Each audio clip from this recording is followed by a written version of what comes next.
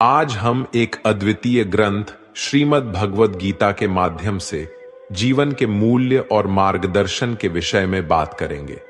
भगवद गीता, जिसमें भगवान कृष्ण ने अर्जुन को धर्म, कर्तव्य और जीवन के मूल्यों का उपदेश दिया है, हमें एक नए दृष्टिकोण से जीने का मार्ग दिखाती है।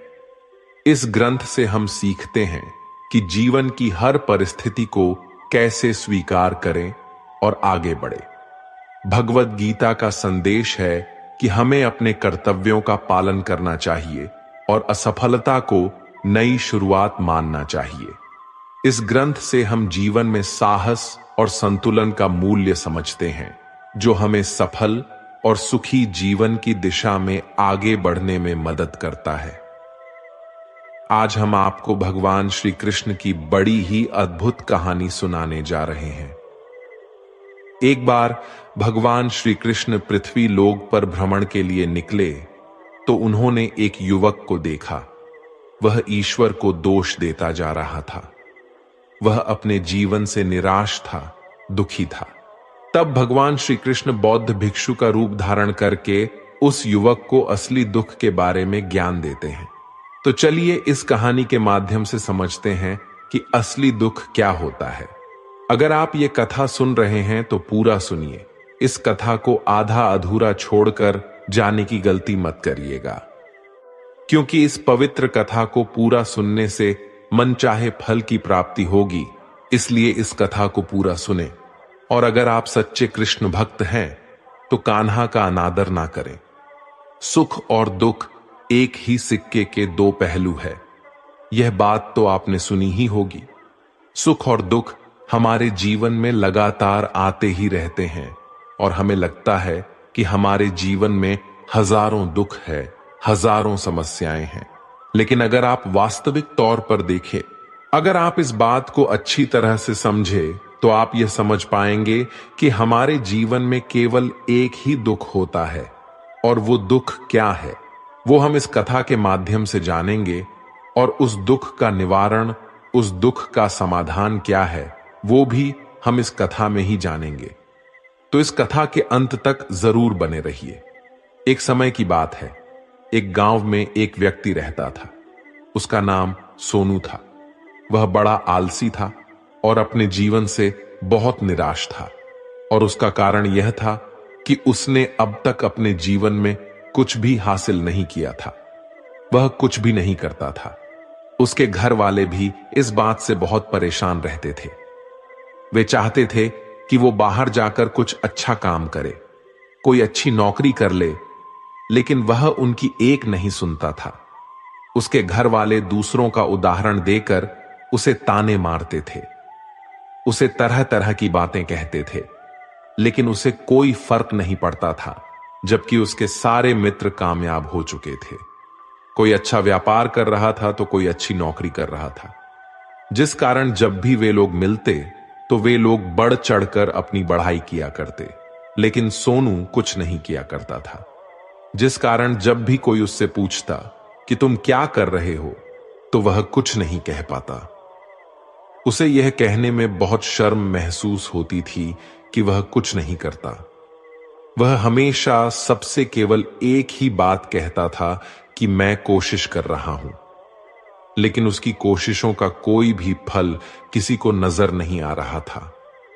देखते ही देखते अब ऐसा समय आ चुका था कि सोनू सभी से मुंह छुपाता फिरता, ताकि कोई उससे यह ना पूछ ले कि तुम क्या करते हो, जिस कारण वह कभी किसी के सामने भी नहीं आता था। धीरे धीरे उसका मन दुखी होने लगा था। वह बहुत निराश रहने लगा था। उसे अब ऐसा प्रतीत होता था मानो वह इस धरती पर बोझ है, जिस कारण वह अपने आप को बहुत अकेला महसूस करता, बहुत तन्हा महसूस करता। एक दिन तो उसके मन में यह भी विचार उत्पन्न होने लगे कि मेरे हाथों में कुछ नहीं है तो मैं क्या कर सकता हूं। अकेले बैठकर वह रोता रहा और भगवान को दोष देता रहता। एक दिन छुपता छुपाता वह घर से निकलकर कहीं जा रहा था। तभी उसने रास्ते में देखा कि एक बौद्ध भिक्षु लोगों को प्रवचन दे रहे हैं और प्रवचन में वह दुख की बातें कर रहे हैं। सोनू कुछ देर के लिए अपना मुंह छुपाकर वहीं पर खड़ा हो गया ताकि उसे कोई देख ना ले, और चुपचाप वो उन बौद्ध भिक्षु की बातें सुन रहा था। बौद्ध भिक्षु सभी को प्रवचन में कह रहे थे कि दुख हमारा सबसे बड़ा साथी है। हमें दुख अपने जीवन के बारे में समझाता है और हमें सही से जीने का तरीका बताता है। यह हमारे गुरु की तरह है जिससे हमें सीखना चाहिए। आप चाहे तो अपने जीवन में अपने दुखों को अपना गुरु बना सकते हैं और उससे सीख सकते हैं, या फिर आप चाहे तो अपने दुखों पर बैठकर रो सकते हैं, लेकिन इससे आपको कोई लाभ नहीं मिलेगा, बल्कि आप दिन ब दिन और कमजोर होते जाएंगे, निराश होते जाएंगे। सोनू छुप छुप कर उन बौद्ध भिक्षु की ये सारी बातें सुन रहा था। जैसे ही उपदेश खत्म हुआ, वह उन बौद्ध भिक्षु के पास पहुंचा। उन्हें प्रणाम करके वह कहता है, हे महात्मा, अभी आप कुछ देर पहले दुख को गुरु बता रहे थे। आप कह रहे थे कि दुखों से हमें सीखना चाहिए, हमें उन्हें अपना गुरु बनाना चाहिए। लेकिन मैं भी तो अपने दुखों से परेशान हूं, अपने जीवन से परेशान हूं। मैंने अब तक जो दुख झेला है, मुझे तो कभी ऐसा प्रतीत नहीं हुआ कि मेरे दुख मुझे कुछ सिखा रहे हैं, बल्कि मुझे तो हमेशा यही लगता है कि वो मुझे पीड़ा दे रहे हैं, तकलीफ दे रहे हैं। और दुख की पीड़ा बहुत भयंकर होती है। ऐसा लगता है अब इसके बाद हमारा जीवन समाप्त हो जाएगा, इसके बाद हमें कुछ नहीं मिलने वाला। यहां तक कि हमें मृत्यु भी उसके सामने कम लगती है जब लोग ताने मारते हैं। जब लोग ये कहते हैं कि तुम क्या कर रहे हो, तो मन को बहुत ठेस पहुंचती है और मैं उनसे कुछ नहीं कह पाता। सोनू की ये सारी बातें सुनकर वह बौद्ध भिक्षु सोनू से कहते हैं, बेटा, तुम्हें क्या दुख है और तुम दुख के बारे में ऐसी बातें क्यों कर रहे हो? सोनू ने अपने ऊपर बीती हुई सारी बातें उन बौद्ध भिक्षु को बता दी और कहने लगा, हे महात्मा, क्या आपके पास मेरे दुख का कोई समाधान है? सोनू की यह बात सुनकर वो बौद्ध भिक्षु मुस्कुराने लगे और सोनू से कहते हैं, बेटा, जब तुम्हारे जीवन में कोई असली दुख आए तब तुम मेरे पास आना, मैं उसका समाधान तुम्हें अवश्य बताऊंगा। उन बौद्ध भिक्षु की ये बात सुनकर सोनू थोड़ा सा अचरज में पड़ गया। उसे यह समझ नहीं आ रहा था कि क्या उसने अब तक जो दुख झेला है वह असली दुख नहीं है। उसने जो अब तक पीड़ाएं सही हैं, जो ताने सहे हैं, जो तकलीफें उठाई है, क्या वह असली दुख नहीं है? आगे वह मन ही मन खुद से कहता है कि जब मुझे मेरे अपने ही नहीं समझ पाए तो ये बौद्ध भिक्षु मुझे क्या समझेंगे। इतना सोचकर वह वहां से चला गया। सभी लोगों के ताने सुन सुनकर सोनू बहुत थक चुका था, बहुत निराश हो चुका था, जिस कारण उसने निर्णय लिया कि वह अब कुछ करके दिखाएगा। उसने अपने पिता से थोड़ा सा धन लिया और उस धन से उसने एक व्यापार शुरू किया। उसके पिता बहुत खुश थे कि कम से कम मेरा बेटा कुछ करने का प्रयास तो कर रहा है, लेकिन उसे व्यापार में कोई सफलता नहीं मिल रही थी, जिस कारण वो बहुत ही हताश हो चुका था। उसे ये समझ नहीं आ रहा था कि वह क्या करे, किस तरह से अपने व्यापार को आगे बढ़ाए। तभी उसके पिता ने उससे कहा, बेटा, कोई बात नहीं, इसी तरह से प्रयास करते रहो, आज नहीं तो कल सफलता अवश्य मिलेगी। सोनू ने अपने पिता की बात मानी और अपने व्यापार में और भी कड़ी मेहनत करने लगा। धीरे धीरे उसे सफलता मिलने लगी और फिर उसने रफ्तार पकड़ ली। देखते ही देखे केवल 3 सालों के अंदर वह एक बहुत बड़ा व्यापारी बन गया। अब उसके पास धन दौलत की कोई कमी नहीं थी। लोग जो उसे पहले ना पसंद किया करते थे, अब उसे पसंद करते थे, उसकी चिंता करते थे, उसके कार्यों की सराहना करते थे। उसके माता पिता भी अब अपने बेटे से बहुत खुश थे और उसकी सफलता से अत्यंत प्रसन्न थे। धीरे धीरे सोनू के मित्रों की संख्या लगातार बढ़ती जा रही थी। सोनू के कुछ मित्रों ने उसे यह भी सलाह दी कि उसे अपना व्यापार और तेजी से बढ़ाना चाहिए, उसे और फैलाना चाहिए। जब तुम आज केवल इस नगर के सबसे बड़े व्यापारी हो, तब तुम इतना खुश हो। तुम्हारे साथ ये सारे लोग हैं। वहीं पर तुम सोचो कि जब तुम इस राज्य के सबसे बड़े व्यापारी बन जाओगे, तब तुम्हारे यहां पर लोगों की भीड़ लग जाएगी। लोग तुमसे मिलने के लिए समय मांगेंगे। यहां तक कि इस राज्य का राजा भी तुमसे मिलना चाहेगा, तुम्हारी तारीफ करेगा, और यदि कभी ऐसी जरूरत आ पड़ी तो वह तुमसे धन भी उधार लेने के लिए अवश्य आएगा। सोनू को अपने दोस्तों की यह बात बहुत पसंद आई। सोनू ने सोचा कि मेरे मित्र सही कह रहे हैं, मुझे अपने व्यापार को और बड़ा करना चाहिए और फैलाना चाहिए, तभी तो हर कोई मेरे बारे में जान सकेगा, हर कोई मुझे पहचानेगा। उसने बिना देरी किए अपने समय को बिना गंवाए अपने व्यापार में और मेहनत करने लगा। लेकिन अब की बार उसके मन में धैर्य नहीं था, जिस कारण उसने कुछ अनुचित कदम उठाए ताकि उसका व्यापार जल्दी से जल्दी और बड़ा हो जाए। उसने कई लोगों से अधिक मात्रा में धन उधार ले लिया, जिससे उसके ऊपर अब काफी ऋण हो चुका था। और इतना ही नहीं, वो यहां तक नहीं रुका, उसने अधिक से अधिक मुनाफा कमाने के चक्कर में अपने माल की गुणवत्ता को भी खराब कर दिया। उसने अधिक से अधिक मुनाफा कमाने के चक्कर में अपने माल की गुणवत्ता को भी खराब कर दिया, जिससे अब उसके माल में वह बात नहीं रह गई थी जो पहले हुआ करती थी। लेकिन वह अपने मित्रों की बात सुनता रहा। जैसा उसके मित्र कहते थे, वो वैसा ही करता चला जा रहा था।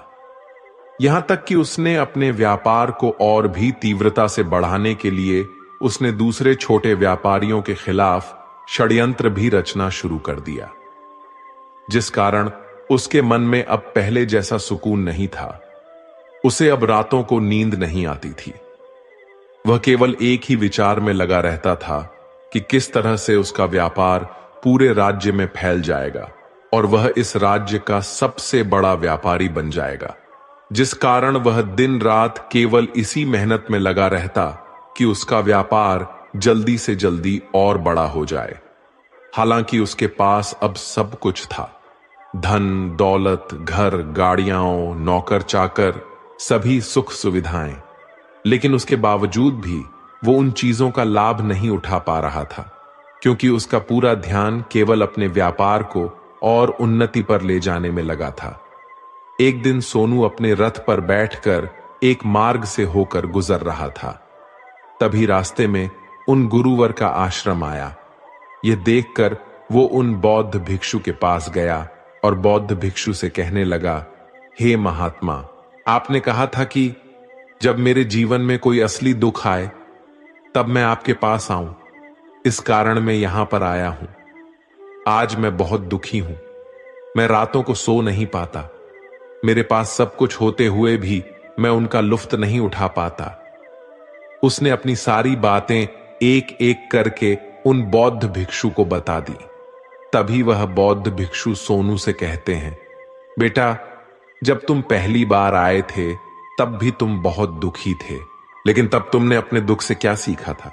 इसके जवाब में सोनू उन बौद्ध भिक्षु से कहता है, हे महात्मा, जब मैं अपने जीवन में कुछ नहीं कर पा रहा था तब मैंने अपने दुखों से यह सीखा था कि केवल सोचने मात्र से कुछ नहीं होगा। उसके लिए हमें कुछ करना भी पड़ेगा, और केवल कोई कर्म करना ही हमें सफल नहीं बनाता, बल्कि उस कर्म को, उसके अंजाम तक पहुंचना हमें सफल बनाता है। फिर चाहे रास्ता कैसा भी हो, फिर चाहे परिस्थितियां कैसी भी क्यों ना हो, फिर चाहे कितनी भी बाधाएं आपके रास्ते में क्यों ना आ जाएं, चाहे ऐसा क्यों ना लगने लगे कि अब आपके जीवन में कुछ नहीं बचा और आप कुछ नहीं कर सकते, तब भी हौसला बनाए रखें, उम्मीद न छोड़े और आप अपने कार्य पर डटे रहे। ये सोचकर कि जब तक मैं अपने कार्य को सफल नहीं कर लेता, जब तक मैं अपने लक्ष्य तक नहीं पहुंच जाता, तब तक मैं इस कार्य को करता रहूंगा। मैं इस कार्य में अवश्य सफल होकर ही रहूंगा। जबकि बाकी लोग केवल सफल लोगों को महत्व देते हैं, उनके कर्मों को नहीं। सोनू की ये सारी बातें सुनकर वह बौद्ध भिक्षु मुस्कुराने लगे और सोनू से कहते हैं, बेटा, जब तुम्हारे जीवन में असली दुख आए तब तुम मेरे पास आना, मैं तुम्हारी समस्या का समाधान अवश्य करूंगा। इतना कहकर वह बौद्ध भिक्षु वहां से उठकर चले गए। सोनू एक बार फिर से उनकी ये बातें सुनकर आश्चर्यचकित रह गया। उसे अब ये समझ नहीं आ रहा था कि क्या उसने जो दुख देखा है, उसने जो तकलीफें अब तक सही है, क्या वह असली दुख नहीं है। उसके मन में अब एक सवाल उत्पन्न होने लगा कि असली दुख क्या है और इसकी पहचान क्या है, और मुझे कैसे पता चलेगा कि किस समय में मैं असली दुख में हूं। लेकिन उसने कुछ नहीं कहा। वह यह सब सोच ही रहा था कि तभी वह बौद्ध भिक्षु सोनू के पास एक बड़ा सा घड़ा लेकर पहुंच जाते हैं। उस घड़े के अंदर सोने के सिक्के थे। उस घड़े को देते हुए वह बौद्ध भिक्षु सोनू से कहते हैं, बेटा, तुम इसे उस पेड़ के नीचे दबा दो, क्योंकि ये मेरे किसी काम का नहीं है। जब मुझे इसकी जरूरत पड़ेगी तब मैं वहां से खोदकर इसे निकाल लूंगा, लेकिन अभी के लिए इसे वहां पर मिट्टी के नीचे दबा दो। सोनू ने उस बौद्ध भिक्षु की बात मान ली और उस घड़े को पेड़ के नीचे जाकर मिट्टी में दबा दिया। इतना करके वह गुरुवर को प्रणाम करता है और वहां से वापस अपने घर की ओर लौट जाता है। धीरे धीरे समय बीतता गया।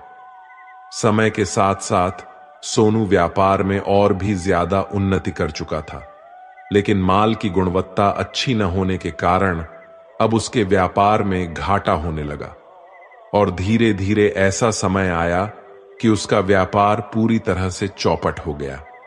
अब उसके पास कुछ नहीं बचा था, बल्कि उसने जो कर्जे लिए थे वो कर्जे भी उसे चुकाने थे।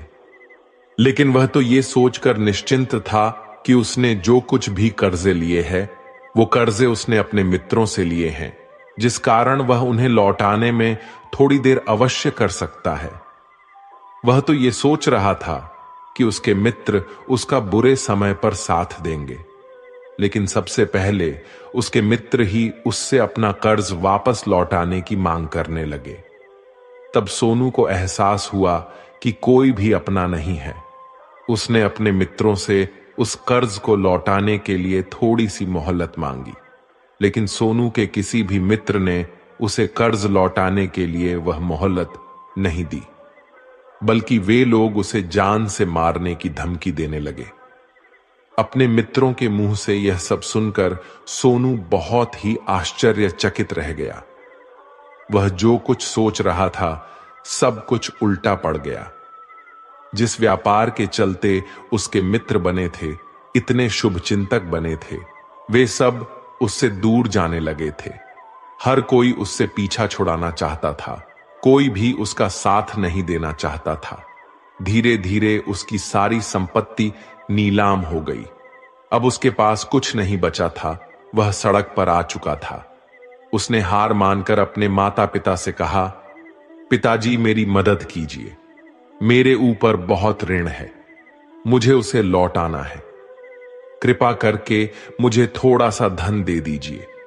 इस पर सोनू के पिता ने सोनू से कहा, बेटा, मेरे पास तो ले देकर बस यही एक छोटा सा घर है।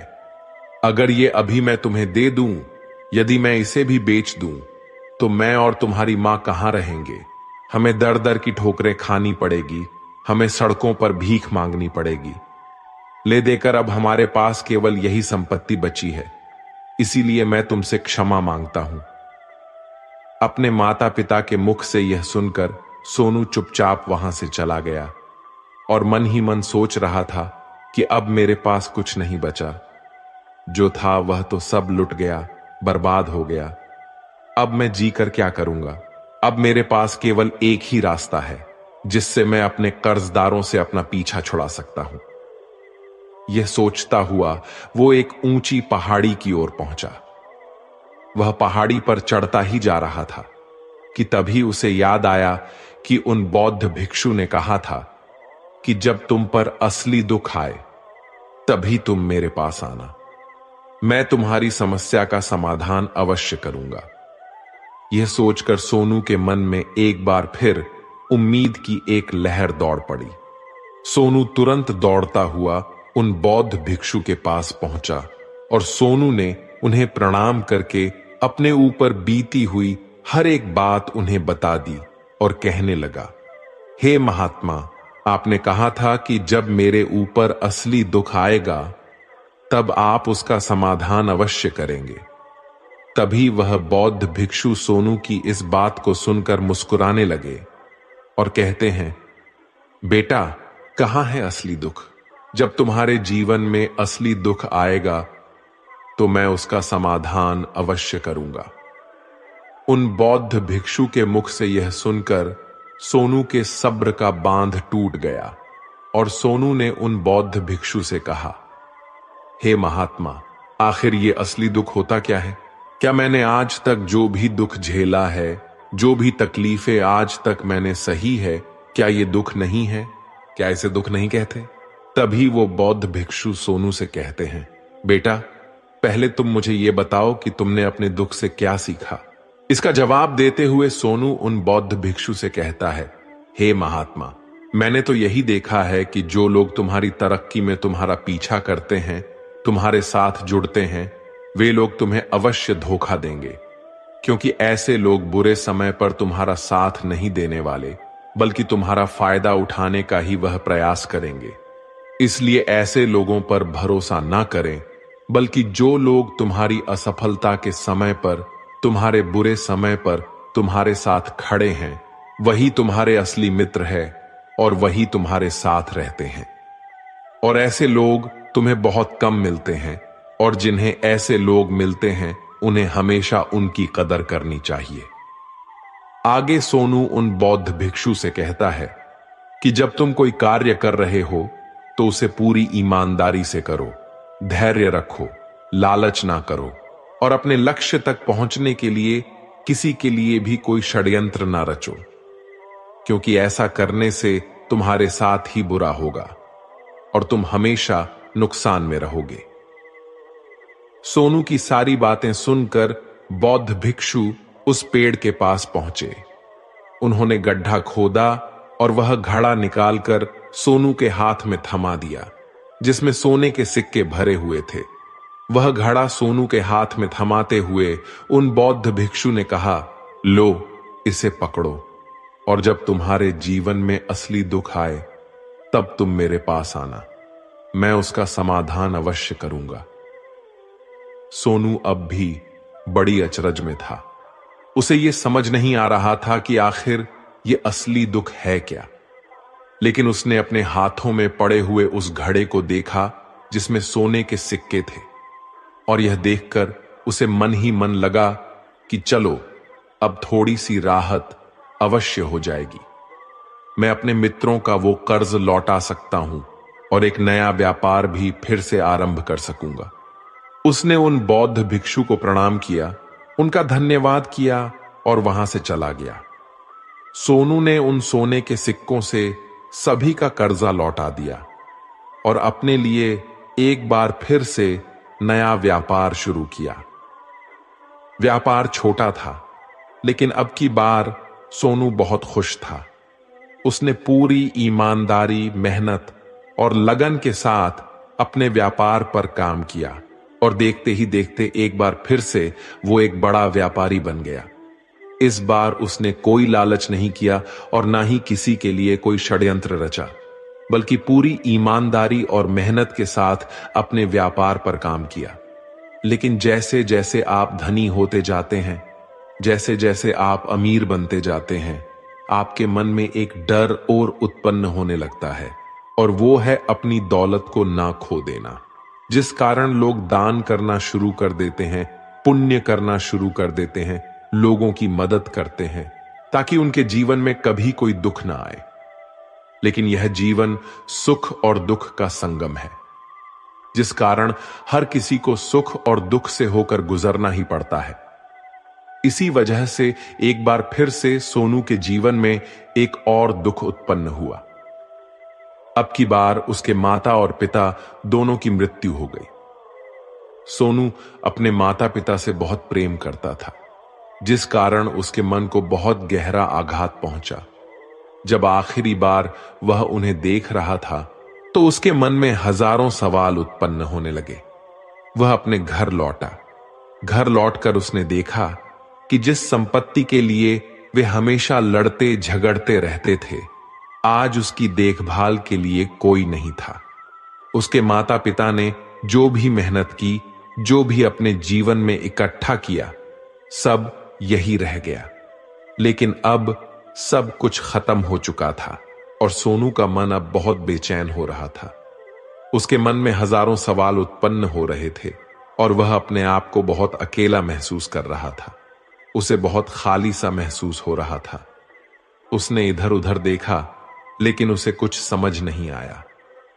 तभी उसे उन बौद्ध भिक्षु की याद आई। फिर वो तुरंत ही उन बौद्ध भिक्षु के पास पहुंचा।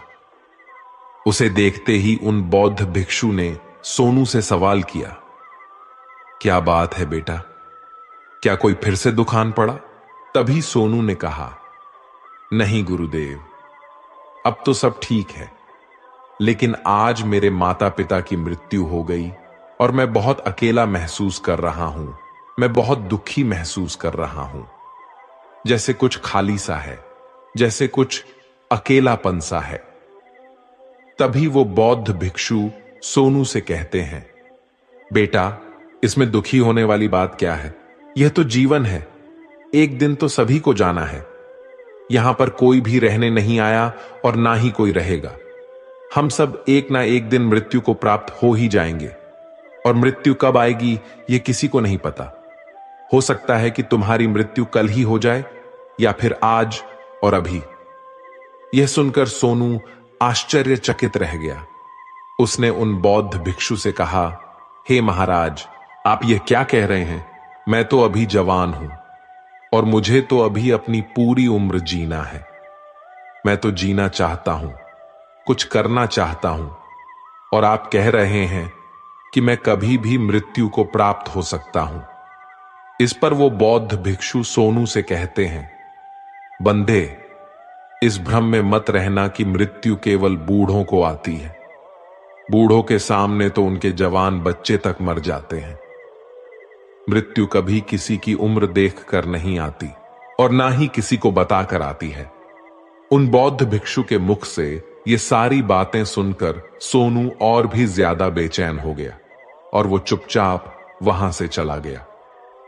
उसके मन का वह खालीपन अब भी वैसा ही था। वह अपने आप को बहुत अकेला महसूस कर रहा था। उसके बाद से उसका मन अपने व्यापार में भी नहीं लगता। जब भी वह कोई कार्य करता तो उसके मन में ढेर सारे प्रश्न उठने लगते। वह क्या कर रहा है, क्यों कर रहा है और उसने इस कार्य को क्यों किया? उसके मन में अब एक और प्रश्न उत्पन्न होने लगा था, क्या हम यहां पर केवल इसीलिए आते हैं कि इस जीवन को भोगे और एक दिन मृत्यु को प्राप्त हो जाए? वो यह समझ नहीं पा रहा था कि जीवन का असली मतलब क्या है। उसने कई विद्वानों से पूछा, अपनी तरफ से जो मुमकिन हो सकता था खोजबीन की, लेकिन उसे कोई जवाब नहीं मिल पा रहा था। और जब उसे कोई जवाब नहीं मिला तो उसका दुख और भी बढ़ गया, जिस कारण उसके मन की बेचैनी और भी बढ़ चुकी थी और उसे यह समझ नहीं आ रहा था कि वह क्या करे, कहां जाए, किससे पूछे। तभी उसे फिर से उन बौद्ध भिक्षु की याद आई। वह एक बार फिर से उन बौद्ध भिक्षु के पास पहुंचा और उसने अपने मन की सारी बातें उन गुरुवर को बता दी। तभी वह बौद्ध भिक्षु मुस्कुराने लगे और सोनू से कहते हैं, बेटा, आज पहली बार तुम्हारे जीवन में असली दुख उत्पन्न हुआ है। वास्तव में तो यही है जिसे हम दुख कह सकते हैं, जो दुख कहलाने लायक है कि हमें पता ही नहीं हम क्या कर रहे हैं, कहां जा रहे हैं, क्यों जा रहे हैं, वो कौन है, क्या है, क्यों है, हम क्या करना चाहते हैं। तभी सोनू ने कहा, हे महात्मा, मेरे इस दुख का समाधान कीजिए, मुझे इस दुख का निवारण दीजिए। तभी वह बौद्ध भिक्षु सोनू से कहते हैं, हम सबके अंदर क्रोध, लालच, लोभ जैसी कई वासनाएं हमारे अंदर घर करके बैठ जाती हैं। जिस कारण हम अपने जीवन को टुकड़ों में जीते हैं और हमारी चेतना कभी एक नहीं हो पाती। हम कभी एक जगह सोच नहीं पाते, समझ नहीं पाते और हमारी ऊर्जा शक्ति भी पूरी तरह से छिन्न भिन्न हो जाती है। और आजकल के इस दौर में हमारे पास तो इतना भी समय नहीं कि हम एक पल भी निकाल करके एक पल के लिए मुड़कर अपने आप को देख सके, अपने आप को समझ सके। वास्तविकता में हर कोई यहां पर अपने जीवन भर केवल दुख दुख कह के चिल्लाता रहता है। उसका समाधान निकालने का हर मुमकिन प्रयास करता है, लेकिन जिसे हम दुख समझते हैं वह तो दुख है ही नहीं, तो इसका समाधान आपको कहां से मिलेगा? ये तो परिस्थितियां हैं जिसके कारण हम अपने आप को दुखी समझते हैं, अपने आप को तकलीफ में समझते हैं। जैसे ही हम एक परिस्थिति से निकलते हैं, हम किसी दूसरी परिस्थिति में फंस कर रह जाते हैं। जिस प्रकार हम पहली समस्या का सामना करते हैं, उसी प्रकार हम दूसरी समस्या का भी सामना करते रह जाते हैं। और जब हम इन परिस्थितियों से हार मान लेते हैं, जब हमें लगता है कि अब कोई रास्ता नहीं बचा, तब हमारे सामने हमें केवल एक ही रास्ता नजर आता है और वह है मृत्यु। लेकिन यह कोई समाधान नहीं है, यह कोई रास्ता नहीं है। इसलिए यदि आप सचमुच अपनी समस्याओं का समाधान चाहते हैं, तो अपने आप को इकट्ठा करना सीखें। अपनी ऊर्जा को इस संसार में वापस कीजिए, उसे एक कर और अपने ऊपर ध्यान लगा। मृत्यु से पहले अपने आप को पहचानो, अपने आप को जानो, अपने आप को बिखरने मत दो। तभी सोनू उन बौद्ध भिक्षु से कहता है, हे महाराज, तो क्या हमें इस जीवन को नहीं जीना चाहिए? क्या हमें अपनी इच्छाओं को पूरा नहीं करना चाहिए? बौद्ध भिक्षु सोनू के सवाल का जवाब देते हुए कहते हैं कि हमें किसी से भी लगाव नहीं रखना चाहिए, हमें अपनी इच्छाओं को मार देना चाहिए, हमें संपत्ति इकट्ठा नहीं करनी चाहिए, क्योंकि हम मनुष्य की इच्छाएं, कामनाएं, वासनाएं ऐसी होती है जैसे मानो कि एक पर्वत से गिरता हुआ झरना, जिस पर किसी का नियंत्रण नहीं है, सिवाय देखते रहने के और परेशान होने के। लेकिन जब तुम अपने ऊपर ध्यान देने लगते हो, तब तुम अपने आप को पहचान जाते हो, समझ जाते हो, तब तुम इस पर नियंत्रण पा सकते हो। तब इच्छाएं भी तुम्हारे बस में होती हैं और फिर तुम चाहो तो उन इच्छाओं की पूर्ति भी अवश्य कर सकते हो। गुरुदेव की ये सारी बातें सुनकर सोनू ने गुरुदेव से कहा, हे महाराज, आपका बहुत बहुत धन्यवाद। आपने मेरी सबसे बड़ी समस्या का समाधान आज कर दिया है। मैं आज से अपने आप को एकत्रित करूंगा। गुरुदेव, मानव शरीर में बहुत ऊर्जा है, बहुत शक्ति है, पर वह बेकार के कामों में लग जाती है, जिस कारण हमारा जीवन भी बेकार की चीजों में लगा रहता है। लेकिन हम कभी भी इस पर अपना ध्यान नहीं देते। हम कभी भी अपनी ऊर्जा को केंद्रित नहीं करते, अपने ऊपर कभी ध्यान नहीं देते। हमारा जीवन भी कुछ ऐसा ही है। हम अपने जीवन में हमेशा अपने आप से ऊपर वाले से सवाल करते रहते हैं कि हमारे जीवन में इतना दुख क्यों है। हम सभी के मन में यह सवाल तो अवश्य ही उठता है, और इसका जवाब है कि वह ईश्वर यह चाहता है कि हम अपने जीवन के अंतिम दुख तक पहुंच सके, उस गहराई तक पहुंच सके जहां पर हमें यह पता चल सके कि हमने अभी तक अपने आप को नहीं जाना, अपने आप को नहीं पहचाना। मानव शरीर के अंदर जो ऊर्जा है, जो शक्ति है, उसके बारे में हम अभी तक नहीं जानते। हम अपने आप को चाहे तो एकत्रित कर सकते हैं, अपने आप पर नियंत्रण पा सकते हैं, लेकिन हम अपनी इस ऊर्जा का व्यर्थ उपयोग करते रहते हैं, व्यर्थ की चीजों में लगा देते हैं, जिस कारण हम अपने आप को कभी नहीं पहचान पाते और ना ही कभी अपने आप पर नियंत्रण पा सकते हैं। लेकिन यदि आप अपने आप को जानना चाहते हैं, अपने आप को पहचानना चाहते हैं, तो पहले आपको खुद को एकत्रित करना होगा, अर्थात ध्यान लगाना होगा। ध्यान से ही आप अपने दुखों की, उन समस्याओं का समाधान निकाल सकते हैं। और तभी आप अपने आप को पहचान सकते हैं, जान सकते हैं और अपने जीवन के हर दुखों का समाधान भी कर सकते हैं। झाड़ू में जब तक बंधन होता है तब तक वह कचरे को साफ करता है। बंधन खुल जाने पर झाड़ू खुद कचरा बन जाता है। इसलिए हमेशा अपनों से बंधे रहिए, क्योंकि अनेकता में ही एकता होती है। श्री कृष्ण कहते हैं, वह सपने सच नहीं होते जो सोते वक्त देखे जाते हैं। सपने वही सच होते हैं जिनके लिए आप सोना ही छोड़ देते हैं। नींद तो बचपन में आती थी, अब तो बस थक कर सो जाते हैं। जो कल था उसे भूल कर तो देखो, जो आज है उसे जीकर तो देखो। आने वाला पल खुद चलकर आएगा, कोशिश करके तो देखो। पछतावा अतीत नहीं बदल सकता और चिंता भविष्य नहीं संभाल सकती। इसलिए वर्तमान का आनंद लेना ही जीवन का सच्चा सुख है। स्वाद छोड़ दो तो शरीर को फायदा, और विवाद छोड़ दो तो संबंधों को फायदा। उसी तरह व्यर्थ चिंता छोड़ दो तो जीवन को फायदा। हमें हर संबंध को समय देना चाहिए, क्योंकि कल क्या पता हमारे पास समय हो पर संबंध ना हो। कोशिश कर रहा हूं कि कोई मुझसे ना रूठे, जिंदगी में अपनों का साथ ना छूटे। कोई तारीफ करे तो तुरंत नाचने मत लग जाना। याद रखिए, तारीफ के पुल के नीचे मतलब की नदी बहती है। समस्याएं हमारे जीवन में बिना किसी वजह के नहीं आती। उनका आना एक इशारा है कि हमें अपने जीवन में कुछ बदलना है। जिंदगी की सबसे अच्छी बात यह है कि हमेशा नहीं रहने वाली। यह एक उम्र के बाद सभी को समझ में आने लगती है कि दिन अच्छे हो या बुरे, दोनों बीत जाते हैं। जिंदगी के कुछ अध्याय ऐसे होते हैं जिन्हें आज नहीं तो कल बंद होना ही है। इसलिए जो आज आपके लिए है ही नहीं, उन्हें जबरदस्ती पकड़ने से क्या। भले ही जीवन भर अकेले रहना, लेकिन जबरदस्ती किसी से रिश्ता निभाने की जिद मत करना। हिसाब रखो। आजकल लोग जल्दी पूछ लेंगे कि तुमने क्या किया है हमारे लिए।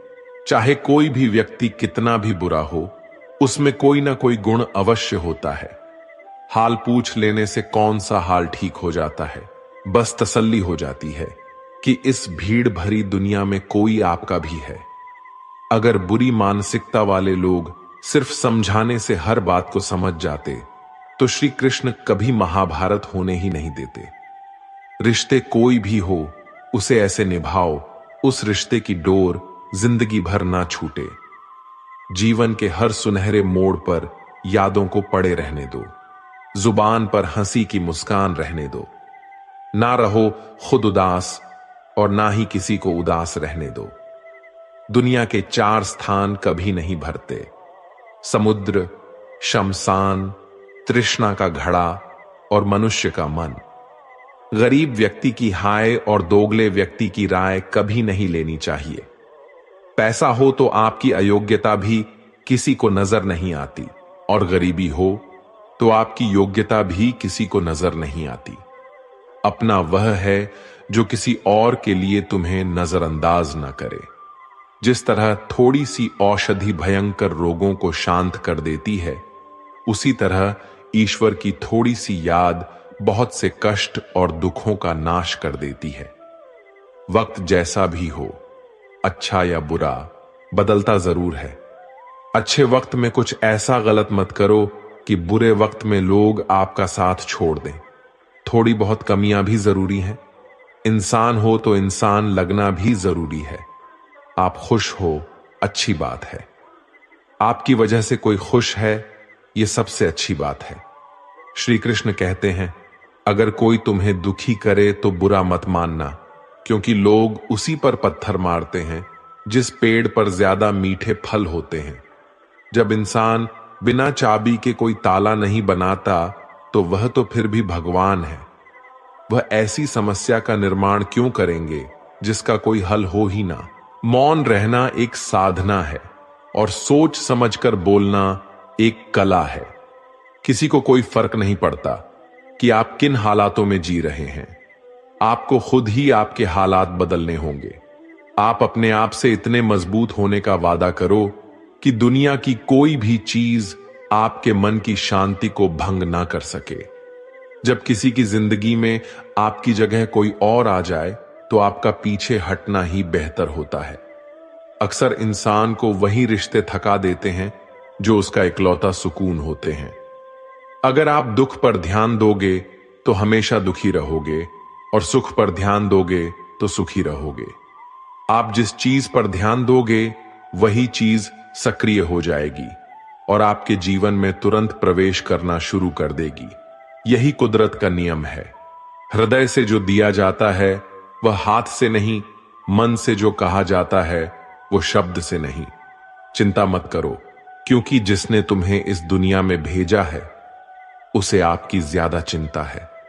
संबंधों को समय की नहीं, समझ की भी जरूरत होती है। श्री कृष्ण कहते हैं कि तुम इस संसार में किसी को खोने के डर से जी रहे हो, जब इस संसार में तुम्हारा कुछ है ही नहीं। चिंता छोड़ो और सजाओ। परमेश्वर आपकी सभी चिंता और परेशानियों से बहुत बड़ा है। जिंदगी जीनी है तो तकलीफ तो होगी, मरने के बाद तो जलने का भी एहसास नहीं होता।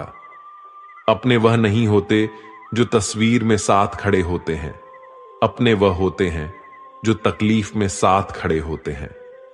जमाने की इस भीड़ में जिंदगी कहां सुकून पाएगी। बैठो कभी दो पल तन्हाइयों में, खुद की खुद से मुलाकात हो जाएगी। इंसान अपना बुरा वक्त तो भूल जाता है, लेकिन बुरे वक्त में जिन लोगों ने बुरा रवैया किया था उनको कभी नहीं भूलता। अच्छे विचारों में इतने व्यस्त हो जाओ कि गलत विचार आपको छू भी ना पाए। लोगों के काम आते रहें, क्योंकि कुदरत का एक उसूल है कि जिसके कुएं से लोग पानी पी रहे हैं वह कभी सूखता नहीं है। जिस व्यक्ति ने अपनी आदतें बदल ली हैं उसका कल भी बदल जाएगा, और जिसने नहीं बदली उसके साथ कल भी वही होगा जो आज तक होता आया है। समय कभी नहीं रुकता। आज यदि बुरा समय चल रहा है तो कल अच्छा समय अवश्य आएगा। आप केवल निस्वार्थ भाव से कर्म कीजिए और वही आपके हाथ में भी है। जिंदगी में कितने भी दुख आ जाएं, कभी उनसे भागना मत, क्योंकि जितनी भी कोशिश कर लो मुसीबत आपका पीछा कभी नहीं छोड़ेगी। इसलिए मुसीबतों का डटकर सामना करो। जो लोग बोलते हैं ना कि उनके पास वक्त नहीं है, उनके पास तो समय भरपूर होता है, पर उनको तुम्हें नहीं देना। यह बात समझ लेना कि उनका दिल भर गया है। यह बात जितनी चुभेगी उतनी ही आपको खाई में गिरने से बचाएगी। तो अगली बार उनके सामने वक्त की भीख मत मांगना।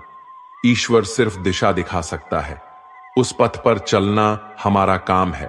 और वास्तविकता में अगर तुम चलना ही नहीं चाहते फिर तुम्हारा ईश्वर को दोष देना व्यर्थ है।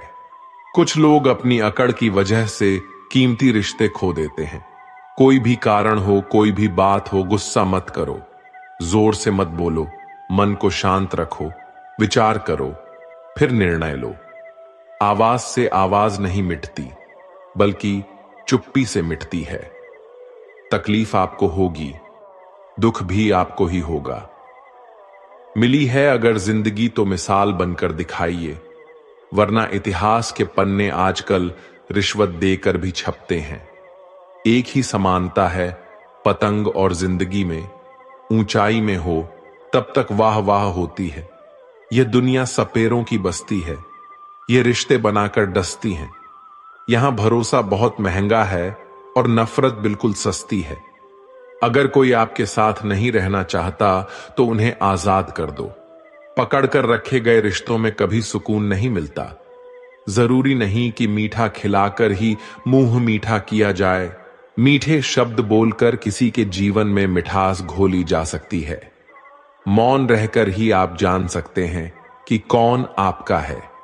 जिंदगी में आगे बढ़ने के लिए कभी कभी पीछे भी हटना पड़ता है। कद्र और वक्त भी कमाल के होते हैं। जिनकी कद्र करो वह वक्त नहीं देता, जिसे वक्त दो वह कद्र नहीं करता। कभी उसको नजरअंदाज ना करो जो तुम्हारी बहुत परवाह करता है, वरना किसी दिन तुम्हें एहसास होगा कि पत्थर जमा करते हुए तुमने हीरा गंवा दिया। संभव ना हो तो मना कर दें, पर किसी को अपने लिए इंतजार न करवाएं। दुनिया में कुछ इंसान ऐसे होते हैं जिन्हें आप कितना भी प्यार दो, सम्मान दो, फिर भी वह आपको धोखा ही देते हैं, क्योंकि आप लोगों की फितरत कभी नहीं बदल सकते। किसी का वर्तमान देखकर उसका मजाक नहीं उड़ाना चाहिए, क्योंकि समय बदलता रहता है और समय के साथ कर्म बदलते रहते हैं और कर्मों से भाग्य बदलता रहता है।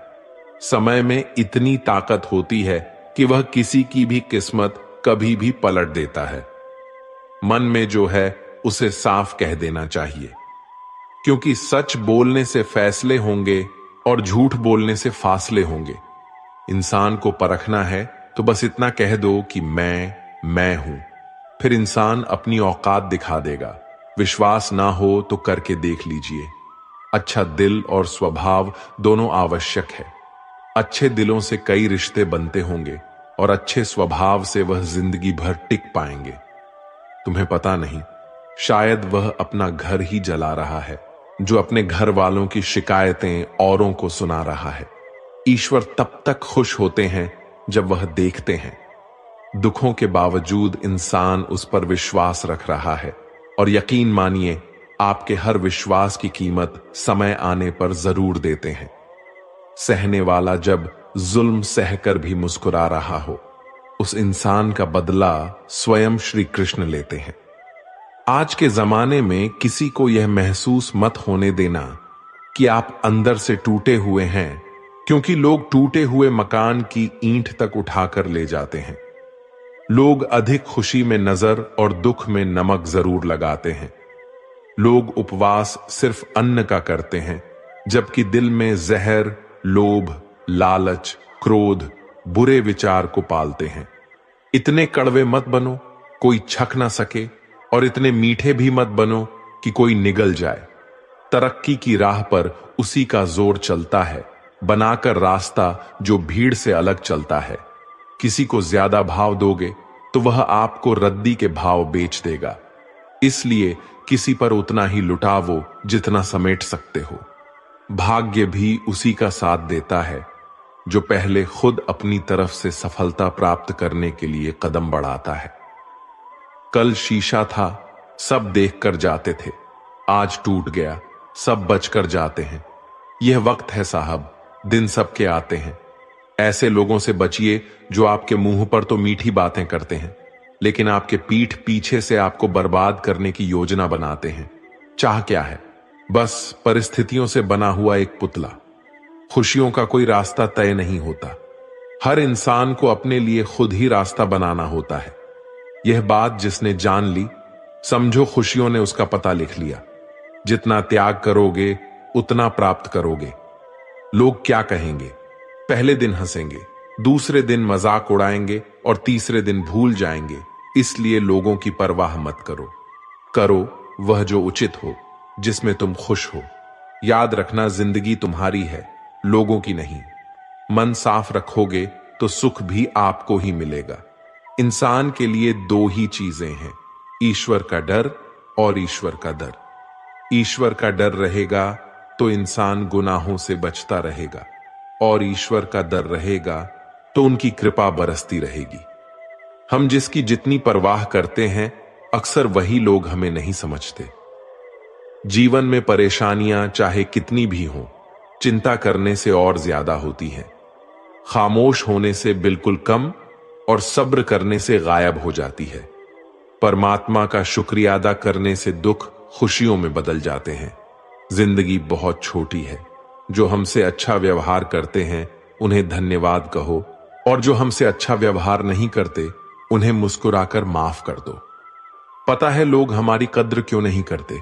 क्योंकि हम उन्हें ही ये एहसास दिला देते हैं कि हम उनके लिए हैं। इसलिए उनको लगता है कि जब चाहे वह हमारा फायदा उठा सकते हैं। वह जैसे चाहें हर चीज आपसे करवा सकते हैं। रिश्ते उसी से रखो जो इज्जत और सम्मान दे। मतलब की भीड़ बढ़ाने का कोई फायदा नहीं है। अंदाज कुछ अलग है मेरे सोचने का। सबको मंजिल का शौक है और मुझे सही रास्तों का। यह दुनिया इसलिए बुरी नहीं कि यहां लोग बुरे ज्यादा हैं, बल्कि इसलिए बुरी है कि यहां अच्छे लोग खामोश हैं। कहते हैं कि सब्र का फल मीठा होता है, लेकिन उस फल का क्या मतलब जिस सब्र से इंसान टूटकर बिखर जाए। रख भरोसा खुद पर।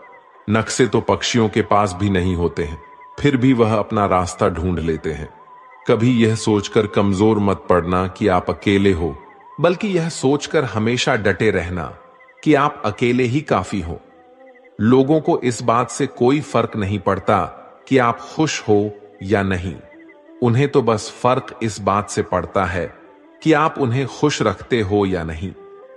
जो आपकी पीठ पीछे बात करते हैं, इसका सीधा सा अर्थ है आप उनसे 2 कदम आगे हैं। हमारे पास जो कुछ है उसका आनंद हम तभी ले पाएंगे जब हमारे पास जो नहीं है उसकी चिंता करना छोड़ देंगे।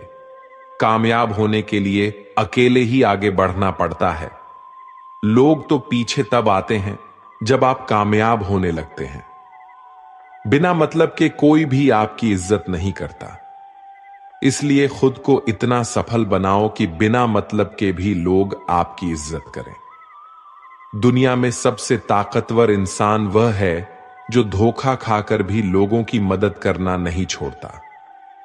जिस दिन हमारा मन परमात्मा को याद करने और उसमें दिलचस्पी लेना शुरू कर देता है, उस दिन हमारी परेशानियां हमसे दिलचस्पी लेना बंद कर देती हैं। हर किसी को अच्छा समझना छोड़ दो, क्योंकि अंदर से वह लोग वह नहीं होते जो ऊपर से दिखाई देते हैं। असली बड़ा आदमी वह होता है जिससे मिलने के बाद कोई खुद को छोटा महसूस ना करे। इंसान की पहचान करनी हो तो सूरत से नहीं, चरित्र से करिए, क्योंकि सोना अक्सर लोहे की तिजोरी में ही रखा जाता है। केवल उस इंसान को आपकी आलोचना करने का अधिकार है जो आलोचना करने के साथ सहायता करने का भी भावना रखता है। आंसू दिल दुखने पर निकल आए, पर किसी का दिल दुखाने के लिए कभी ना निकले। अपने लोग नहीं, अपने घर लौट कर आते हैं। आज के समय में कोई अपना नहीं होता। लोग तभी तक आपके होते हैं जब तक उनका कोई स्वार्थ होता है। जब आपका होना ना होना बराबर हो जाए तो आपका ना होना ही बेहतर है। किसी को कुछ कहने से पहले एक बार जरूर सोच लेना कि अगर वही शब्द आपसे कहे तो आपको कैसा लगेगा। जब तुम्हें लगे कि तुम्हारा कोई नहीं है तो आसमान की तरफ देखना। वहां जो है वह हमेशा से तुम्हारा था और तुम्हारा हमेशा रहेगा। कभी दुश्मन की मदद करनी पड़े तो चूकना मत। हम दिल वाले हैं, बदला लेना तो बुजदिलों का काम है। जिन लोगों का अपना लक्ष्य पता होता है वह लोगों की बात पर इतना ध्यान नहीं देते और निरंतर अपने काम में लगे रहते हैं और अपने लक्ष्य को पा लेते हैं। जबकि जो लोग दूसरों की बात में आ जाते हैं वह दूसरों को नुकसान तो करते ही हैं, अपना भी नुकसान कर बैठते हैं। एक गांव में 2 बच्चों की दोस्ती हो गई। एक बच्चा 8 साल का था और दूसरा 10 साल का। दोनों बच्चों की दोस्ती दिन प्रतिदिन मजबूत होती जा रही थी। दोनों साथ में स्कूल पढ़ने के लिए जाते थे, खेलने के लिए जाते थे।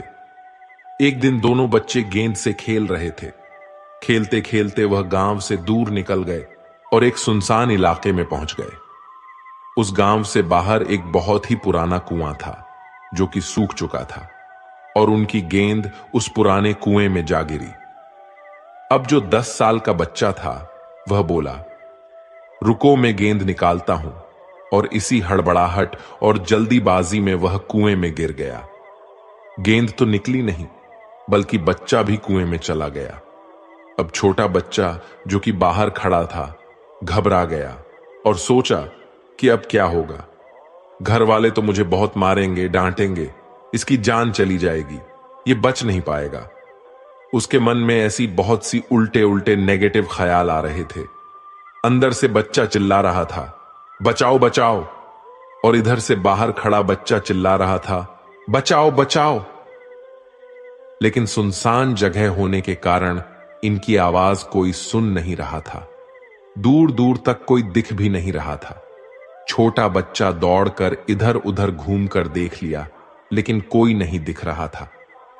अब अंदर पड़े बच्चे का गला चिल्लाने के कारण सूखता जा रहा था। आवाज नहीं निकल रही थी, सांसें फूल रही थीं और आसपास में पानी भी नहीं मिल रहा था। समझ नहीं आ रहा था कि क्या करे। तभी उसको दूर झाड़ी के पास एक रस्सी और बाल्टी दिखाई दी। वह बच्चा दौड़कर गया और लेकर आ गया। उसने रस्सी से वो बाल्टी बांधी और रस्सी नीचे कुएं में फेंक दी और उस 10 साल के लड़के से कहने लगा कि आ जाओ ऊपर, मैं तुम्हें खींचता हूं। अंदर पड़ा लड़का कहने लगा, पागल तो नहीं हो गए हो? तुम भी गिर जाओगे, तुम मुझे खींच नहीं सकते, ये नहीं हो सकता। उस 8 साल के लड़के ने कहा, नहीं, यह मैं करके दिखाऊंगा। तुम बाल्टी पकड़ो और ऊपर आ जाओ। उस 8 साल के बच्चे ने अपनी पूरी जान लगा दी। उसका गला सूख चुका था, प्यास लग रही थी, हालात खराब हो गई थी, लेकिन उसके बावजूद उसने उस रस्सी को अपने पूरे दम से खींचा और उस 10 साल के लड़के को बाहर निकाल दिया। अब उस बच्चे को निकलते निकलते रात हो गई थी। अब वह दोनों बच्चे गांव की तरफ जा रहे थे। दोनों गांव में पहुंचे तो भीड़ इकट्ठा हो गई थी। उन दोनों के माता पिता रो रहे थे। गांव वाले कह रहे थे कि बच्चे मिल जाएंगे, बच्चे मिल जाएंगे, लेकिन मिले कहीं नहीं तो सब परेशान थे। इन दोनों बच्चों को जब गांव की तरफ आते हुए देखा तो सभी लोग खुश हो गए। अब दोनों बच्चों से पूछने लगे कि कहां गए थे। इन बच्चों को समझ नहीं आ रहा था कि क्या बोलें।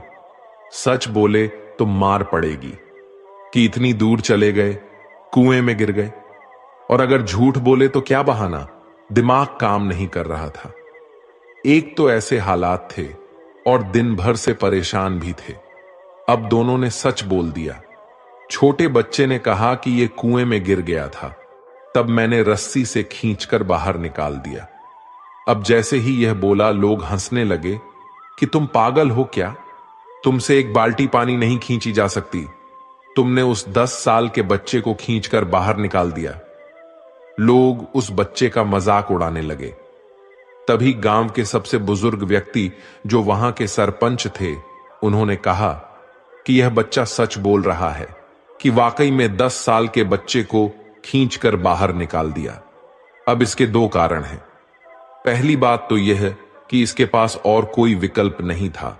इसे मालूम था कि इसे बाहर नहीं निकाला तो यह मर जाएगा, और दूसरी बात, इसके आसपास में कोई यह कहने वाला नहीं था कि तुझसे यह नहीं होगा। इसलिए यह बच्चा सच बोल रहा है। अगर आप जीवन में सक्सेस पाना चाहते हैं तो यह बात याद रखिएगा। पहला, आपके पास कोई ऑप्शन नहीं बचा है, आपको उस काम को करके ही दिखाना है। और दूसरा, जब आसपास के लोग कहने लगे कि तुमसे नहीं होगा तो बहरे बन जाओ, उनकी बातों को मत सुनो। दिखाओ करके कुछ ऐसा कि दुनिया करना चाहे आपके जैसा। मित्रों, इस वीडियो में बस इतना ही। उम्मीद है आपको यह वीडियो अच्छी लगी होगी। अगर आप इस अनमोल ग्रंथ से जुड़े रहना चाहते हैं तो हमारे चैनल को सब्सक्राइब करें और बेल आइकन दबाएं, ताकि आप हमारी नई वीडियोस को मिस न करें। मिलते हैं अगले वीडियो में, तब तक के लिए अपना ख्याल रखिएगा। धन्यवाद। जय श्री कृष्णा।